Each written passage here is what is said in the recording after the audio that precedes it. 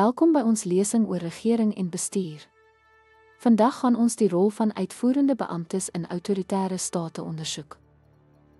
In autoritaire state het die uitvoerende gesag beduidende mag, wat dikwels ander regeringsvertakkings oorskadu. Gesentraliseerde mag is 'n sleutelkenmerk met 'n enkele leier, soos 'n president of diktator, wat die uitvoerende gesag oorheers. Hierdie leier het uitgebreide beheer oor die regering en sy beleide, dikwels met onbetwiste gesag.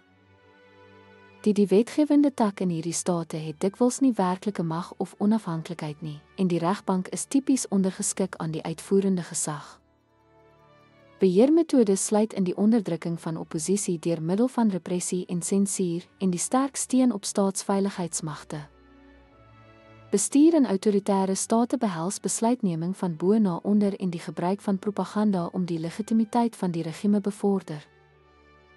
Ten slotte sentraliseer uitvoerende beamptes in autoritaire state mag, beperk wigte en teenwigte en gebruik onderdrukking en propaganda om beheer te handhaaf. Dankie vir u aandag.